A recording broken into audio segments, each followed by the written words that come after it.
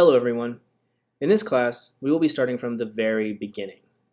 Beowulf, as the first known epic written in English, is a fascinating and sometimes frustrating text.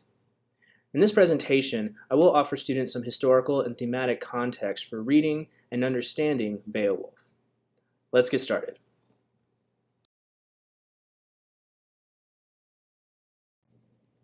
While Beowulf itself is very old, it is part of a tradition that is even older.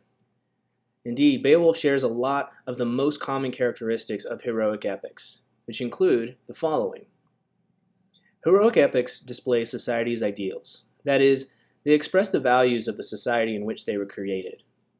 Beowulf, in other words, illuminates the values of early English culture. To suit the content, epics are typically written in a high style. Since they tend to be the representative stories of a culture, they are written in such a way as to fit the importance of the situation. It's similar to wearing nicer clothes to an important event. Epics are considered important events, and so their writing needs to be dressed up. Unfortunately, due to patriarchal society's inherent misogyny, epics also tend to focus more on masculine concerns. Since patriarchal societies value men more than women, their epics reflect those concerns. On a more positive note, recognizing the misogyny in epics can help us recognize how literature contributes to and supports sexist attitudes. And that, in turn, can help us dismantle the sexism within our own culture. Epics are, in essence, journeys heroes take to overcome obstacles. And it's the hero's sacrifice that enables their society or the world to heal. The hero's actions will have macrocosmic consequences, and it's their sacrifice that will restore balance to their world. Psychoanalyst Carl G. Jung and his student Joseph Campbell viewed heroic epics as pathways to psychological maturity. The hero's journey and sacrifices transformed them from a selfish to a more socially minded individual. Their concerns moved from the individual to the communal. For more information on this process, I recommend Joseph Campbell's classic text, The Hero with a Thousand Faces.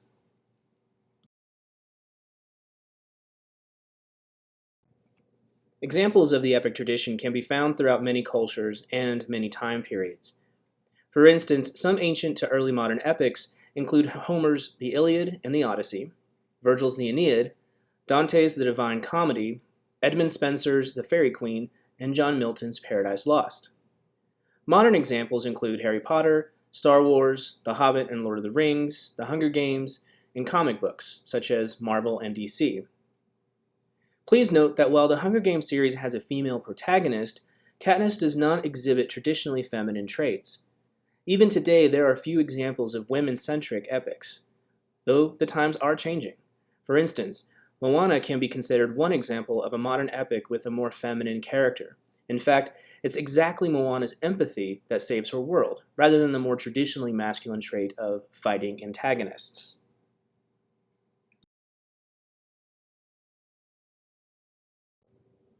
Although the story of Beowulf is older than the manuscript that now lives in the British Library, the version we have today was composed around the 8th century.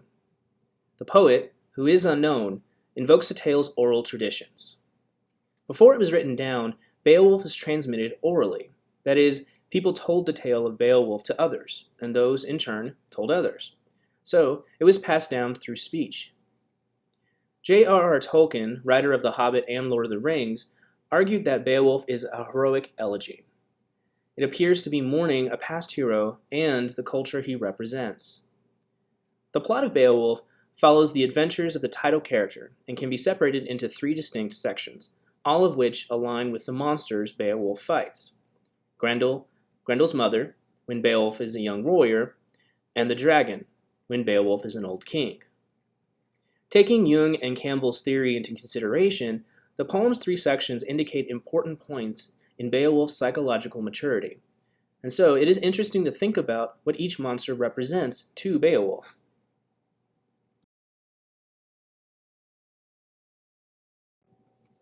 As with most legends passed down through oral traditions, Beowulf is believed to be based on a real person, or maybe a group of important people who have been combined into a single symbolic representative.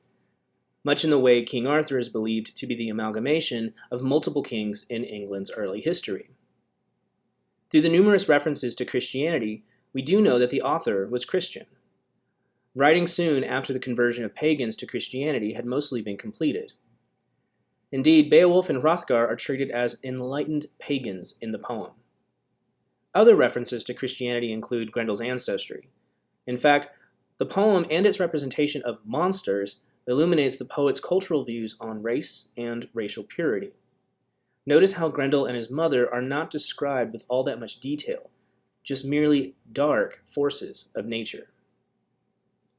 Despite the Christian author's best efforts, paganism could not be completely eliminated.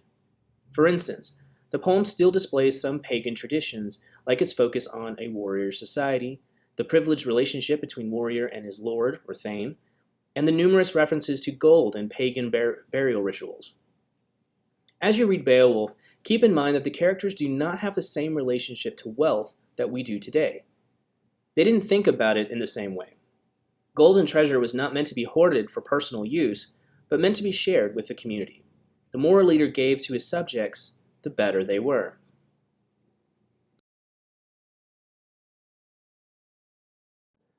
A lot of students confuse an older form of English with Old English. While Shakespeare's style of writing is an older form of English, it is actually closer to modern English than the language in which Beowulf was written.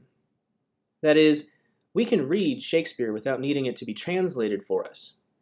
True, most students struggle with the word choices and sentence structures in Shakespeare, but they are still modern words and follow modern grammar.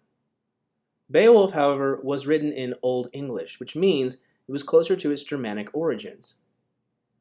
Early in its history, English was considered a low or barbaric language by older cultures. The fact that Beowulf was written in this barbaric language suggests that 1.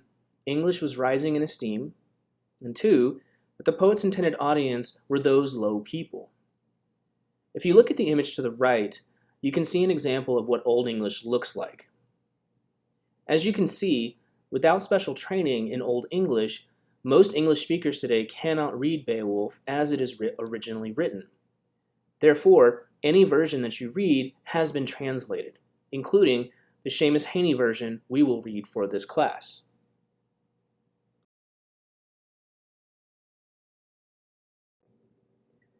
As the YouTube video in this slide demonstrates, Old English sounds almost nothing like today's English. Some students have commented that it sounds much more like German, Swedish, Danish, or Norwegian than English, and they're not wrong.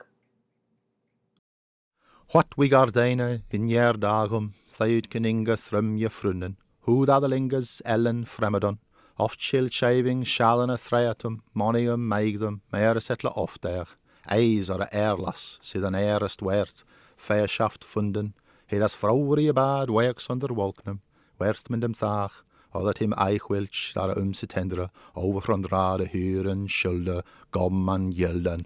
That was gold kuning.